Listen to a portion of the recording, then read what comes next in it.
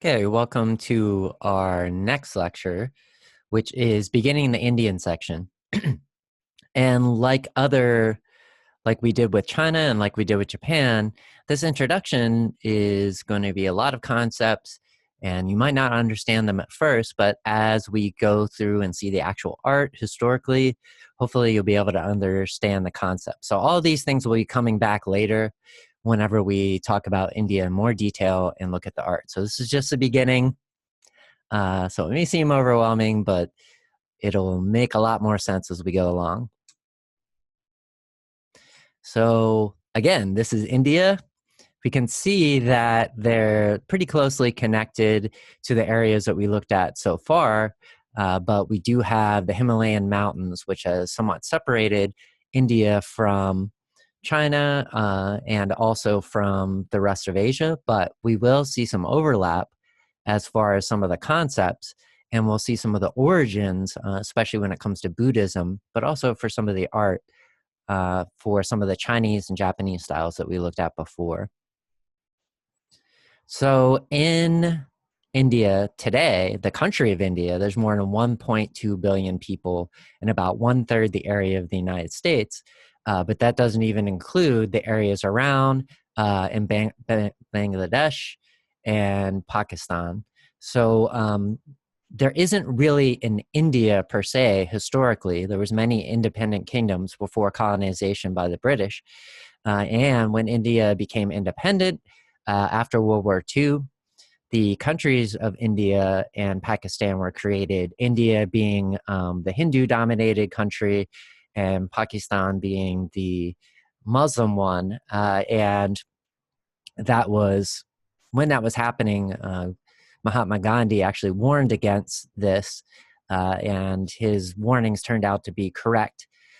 So it has caused a lot of problems by making two different countries based on religion, and it has allowed some of the most reactionary elements to get power. And if you look at India today, you can see that play out every day. So India is tremendously diverse in a small area, a relatively small area. There's many different languages spoken, but many cultural common themes. So that's why we can kind of talk about this area of South Asia as one in some ways. So this map shows the ethnicities of people, and what we're seeing, like in this big Hindi right here, it's showing dominant ethnicities, but it doesn't necessarily mean that everybody there is of that ethnicity, because it's much more complex on the ground than this map implies. So there's many different languages spoken, but again, many common cultural forms, and quite a few religions, but Hinduism being the dominant one. So this one shows the religions in India, and we're going to explore the origins of Buddhism and the common origins of Buddhism and Hinduism. But as you can see in India today, Hinduism dominates, and the big exception is Sri Lanka. So this makes kind of a big difference as far as if we were to look at modern India, but we don't really get that far in this class. But we will see that Buddhist concepts and imagery have made their way into modern India despite the dominance of Hinduism, both religiously and politically today in India. So some of the concepts we're going to go over are Hinduism, Buddhism, and Jainism. And we're going to look at the similar ancient roots and the seemingly implied ancient roots where we don't have writing. And they all share a similar idea, and we've talked about it before, and that's of Maya, that the material world is an illusion. And remember, in class, I described the Buddhist concept of emptiness. That is also used in Hinduism to describe this concept of Maya, that everything that you see around you that is seemingly real has no ultimate origin, and according to that argument, therefore it's empty. So the idea with Hinduism is very similar to what you see with Buddhism. the idea of the Brahman, the all-inclusive universal and eternal spiritual reality that extends to all temporal and divine beings, is real and everlasting. So Maya and Brahman contrast. The spiritual world is the real world, and the material world is an illusion. And one of the ways that you can get in touch or unite with the Brahman is through yoga. Another way is meditation. So if you practice yoga in the United States, generally it's seen as a form of physical fitness. But in India, it's always been a spiritual practice. It's a mind and body type of thing. So for Hindus, whenever you reach, kind of become one with the Brahman, it's called moksha. For Buddhists, it's nirvana, which literally means to extinguish or blow out. And then for the Jains, the idea is to follow the pathfinders to the Brahman. So we're not going to study Jainism in detail, but it's very similar to some forms of Mahayana Buddhism and also Christianity in some ways as well. So one of the concepts that we'll see is similar to the yin and yang that we looked at in China, and that's the idea of the yoni, who is personified by Shakti, the goddess, and then Lingam, who is personified by the god Shiva. So just like we looked at with the yin and the yang, this is a holistic way of looking at dichotomies. So they're not exclusive dichotomies like you generally see in Western culture, where it's either one or the other, and the idea is to go towards one or the other. Instead, these masculine and feminine principles are seen as completing each other. So darshana is visualizing the gods. And luckily, this concept's there because we're talking about art. So we have some wonderful art. So the Buddha showed that Buddha is a powerful man, the supreme meditator, the perfect image of the total inner peace. And we'll discuss a little bit later on how the first images of the Buddha as a figure, as a human figure, were developed. So amongst the Jainists, you can see that they make art that kind of personifies this quote from O'Reilly. So O'Reilly says, a distinctive Indian sense of beauty in which sensuous figures, rich ornamentation, pronounced textures, and intense color express a delight in the world as a gift of the gods, a world filled with spiritual energy of the gods themselves. So yes, Maya is empty, it's an illusion, but it's also something, again, that they see as a gift of the gods, so you can enjoy your sensual pleasures. And that will kind of go into not only the art, but thinking about things like sexuality, and that will play out in the art as we go along. So Buddhist temple, a temple is a microcosm of the universe. The stupa represents the world mountain and a dome of heaven. And when the followers visit it, just like what we saw with the Buddhist temples in Japan and China, the followers can make symbolic journeys. The idea is to go from the profane, the Maya, the material world, to something more sacred.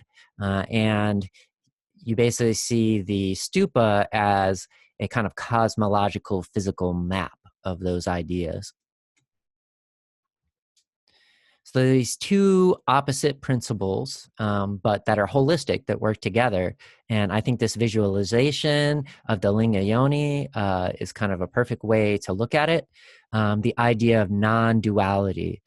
So just to remind you, as I mentioned before when I talked about yin and yang, in Western cultures and also just in Abrahamic religions in general, you tend to have a duality or a exclusive type of dichotomy where you have, for instance, good and evil, and you would want to go towards good and avoid evil.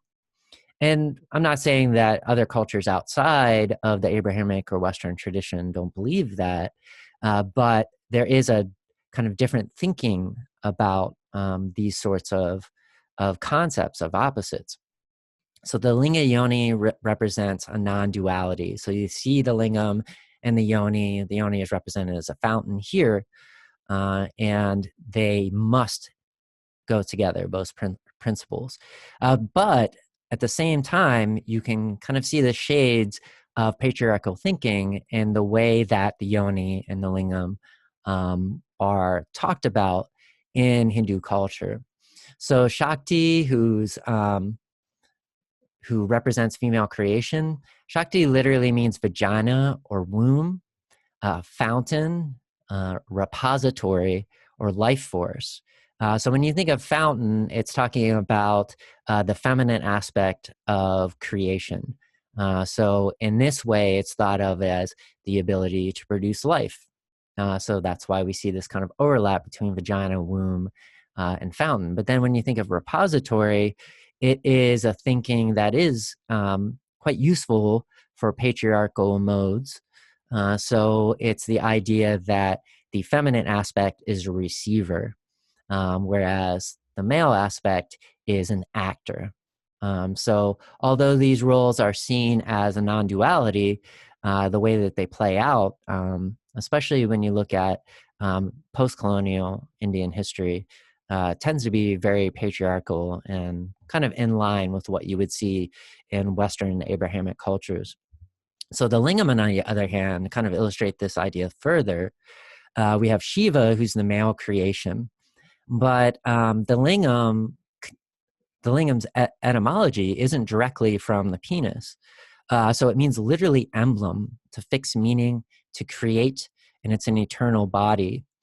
So the idea is that when the lingam was related to the action of words, so what do words do? They take a concept that might be kind of nebulous and they fix it in place.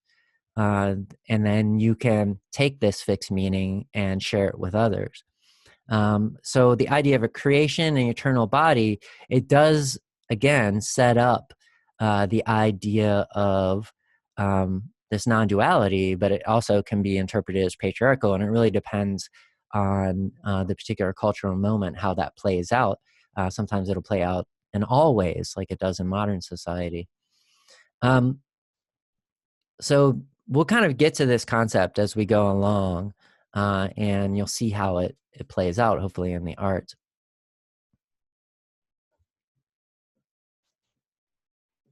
So Raja is the emotional reaction of pleasure and satisfaction that visual arts, music, poetry, and drama can give to the senses and the spirit of the viewer. Again, thankfully, we have this concept because it makes for some beautiful, sensuous art. So style, universal ideas, intellect, and heart bridge the gap between the seen, Maya, and the unseen, moksha, but real worlds. So not only are these beautiful things that you can appreciate, but they also can act as vehicles. So this is both a decorative and a useful art.